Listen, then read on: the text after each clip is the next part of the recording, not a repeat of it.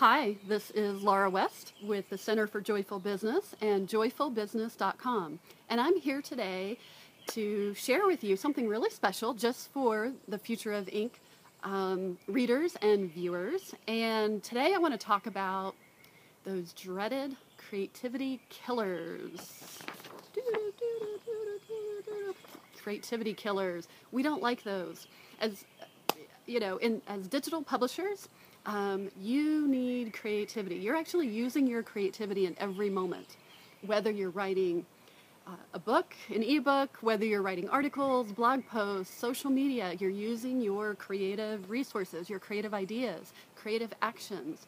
If you're creating a program, a sales page, if you're writing emails, maybe you're writing to a potential client or talking to a potential client, creating a program, you need that creative flow. You know, that's what I call flowmentum.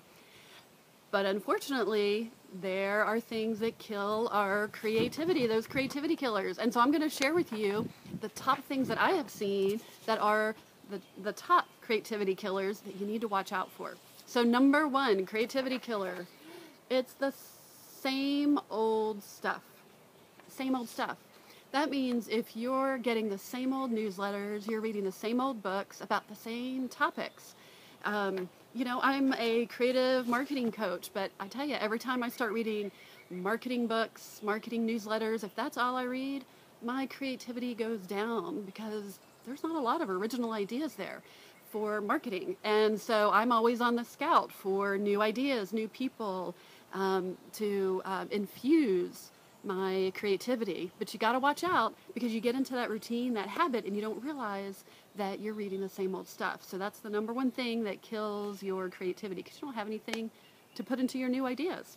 All right, number two is that you're hanging around with negative people. You're hanging around with those idea crushers, all right? Those people who are going to stomp on your ideas, all right? You need people to be around you, to surround you, who are going to love your ideas, not those people who are going to stomp your ideas. And you know what? There's some people that are just afraid of change, afraid of risk. They don't really have that entrepreneurial spirit, and they're not willing to put their ideas out there. They're idea crushers, so you don't want to hang around with them, all right? They have another purpose in life, but it's not to support your ideas. All right, number three, creativity crusher, is that you're loving on the negative stuff. Just stop it, all right? I know, easier said than done.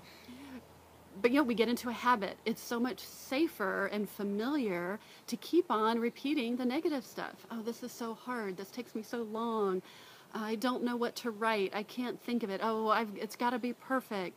I've got to come up with the perfect idea, or I don't have time. And we keep reinforcing those negative ideas and just loving on them. So we're going to change that.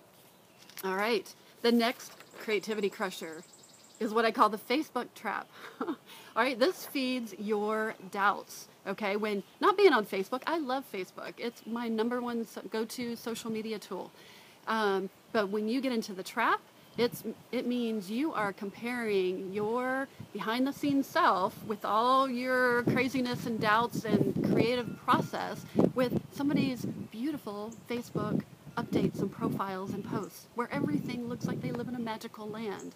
Well, you know, don't compare yourself to that because you don't know what's going on behind the scenes. Actually, I can guarantee what's going on behind the scenes is the same thing that's going on behind your scenes. You know, they're filled with angst and doubt, and then they get excited and they move forward, and then they get worried again, or they go into doubt, or whatever their cycle is. So stop falling into the Facebook trap and comparing yourself with somebody else's Facebook profile. All right, the fifth creativity killer is you're trying to mastermind with your cat. All right? No masterminding with cats and dogs. I mean, you know, you can talk to them and share your ideas, and you know what? They will probably love you, and you're going to think they love your ideas, but they're not going to give you a lot of feedback, all right? They're not going to really support you. You need to get out there and find those colleagues who can really mastermind with you and give you some really good feedback. So home office isolation is one of the things that kills your creativity, is just where you're keeping your ideas to yourself. You don't have anybody to share them with. You need to get out there and find a community. All right, and the sixth creativity killer is torturing the golden goose. All right, you are the golden goose that lays those golden eggs, those beautiful golden eggs in the form of products and programs and money and opportunities and all of those things. But you're not taking care of that golden goose, right? What do we do? It's like, well, once I finally get this big project done, then I'll go get a manicure. I'll go get a massage.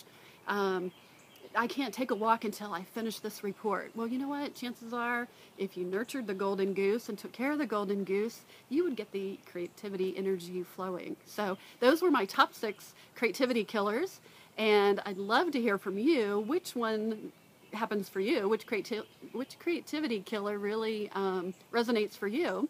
And stay tuned, because in part 2, I'm going to share some more video tips on how to get your creativity mojo going. All right, thanks so much. I'd love to hear your comments. Bye-bye.